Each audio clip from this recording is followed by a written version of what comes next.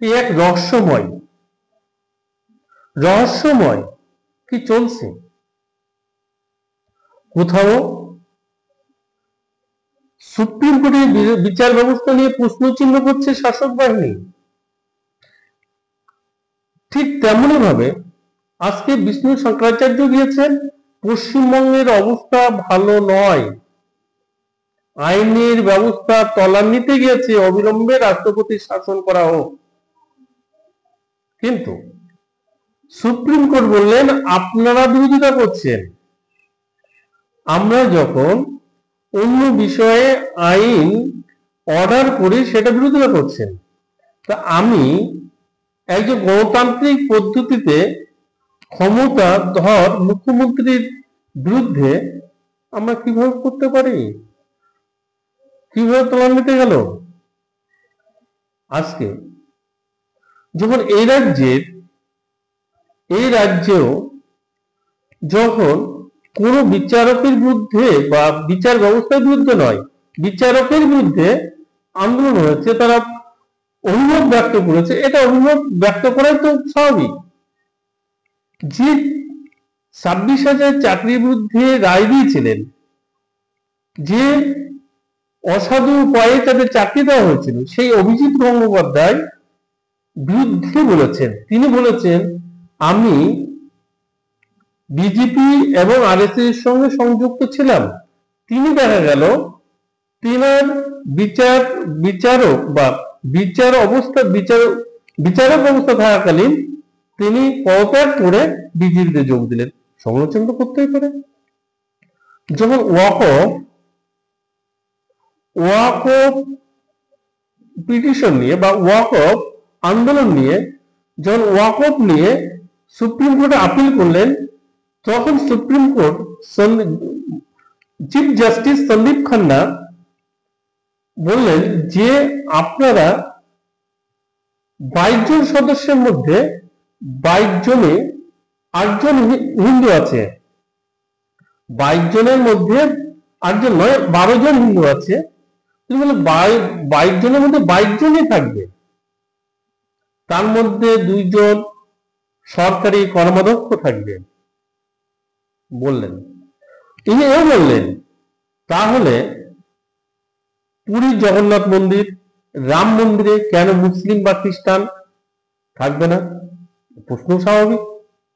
এই প্রশ্নে বিজেপি সাংসদ বা বিজেপিরা ট্রেনে জ্বলে উঠলেন, বললেন এটা কি করে হবে। ঠিক বিজেপির সাংসদ নিশিকান্ত দুবে কিন্তু যে সময় যেমন তেমন সাংসদ নয়, তিনি মহামিত্রের বিরুদ্ধে সাংসদ, টিএমসি সাংসদ মহামিত্রের বিরুদ্ধে কমপ্লেন করেছিলেন। তিনি সেই কমপ্লেনে মহামিত্র সাসপেন্ড হয়েছিলেন গত লোকসভায়, আপনারা জানেন। তিনি বললেন আপনারা যুদ্ধ লাগাচ্ছেন, বিচার ব্যবস্থায় যুদ্ধ লাগাচ্ছে। চিফ জাস্টিসকে বললেন, তিনি চিফ জাস্টিসকে বললেন যুদ্ধ লাগাচ্ছেন। সাংসদের এই আবার উপরাষ্ট্রপতি জগদীপ ধনকর যখন পশ্চিমবঙ্গে ক্ষমতা ছিলেন, আপনারা জানেন, পশ্চিমবঙ্গে ক্ষমতা থাকার সময় সংখ্যাগরিষ্ঠ হিসেবে বিল পাস করা যেগুলো বিল পাস হয়েছিল, কিন্তু সেই রাজ্যপাল যখন পশ্চিমবঙ্গে ছিলেন জগদীপ ধনকর, তখন কিন্তু সেই বিলগুলো পাস করেননি। তামিলনাড়ুর ক্ষেত্রেও কিন্তু সেই বিল পাস করেননি। সেই জগদীপ ধনকর বললেন যে কি বললেন, সুপার পার্লামেন্টের কাজ করছেন।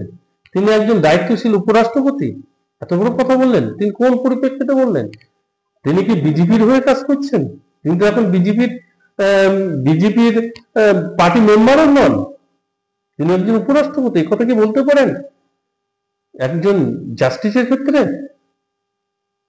আগে তামিলনাড়ুর ক্ষেত্রে, তামিলনাড়ুর অজস্র বিল পাস হয়ে বসে আছে, কিন্তু রাজ্যপাল সই করছেন না।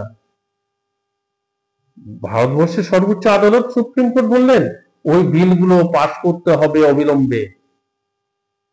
তবে একই মুখে আপনারা দুই ধরনের কথা বলেন কি করে? এদিকে বিষ্ণু শঙ্করাচার্য যে বলছেন পশ্চিমবঙ্গে টিএমসি সরকার চালাতে পারছে না, এই জন্য অ্যাপিল করছেন, বলছে রাষ্ট্রপতির শাসন হোক। আপনারা কি চাইছেন? আপনাদের তো ইতিহাস আছে, আরএসএস ইতিহাস আছে। আপনারা তো ভালো কিছু চান না। ভারতবর্ষকে সঠিকভাবে পরিচালিত করার চেয়েও আপনারা হিন্দু মুসলিম দাঙ্গা, হিন্দু খ্রিস্টান দাঙ্গা, একে অপরের মধ্যে মহব্বত, ভাই হিন্দু মুসলিম ভাই ভাই ভ্রাতৃত্ববোধকেই আপনারা বিসর্জন দিচ্ছেন। আপনার দেশকে ভালোবাসুন, দেশকে দেশকে গঠন করুন, অর্থনৈতিক স্বাবলম্বী করুন। আজকে এই পর্যন্ত। যদি আমার এটা ভালো লাগে অবশ্যই শেয়ার করবেন, এবং তথ্যভিত্তিক আলোচনা আপনার ওয়েবসাইটে দেখবেন যে কে কি কথা বলেছে।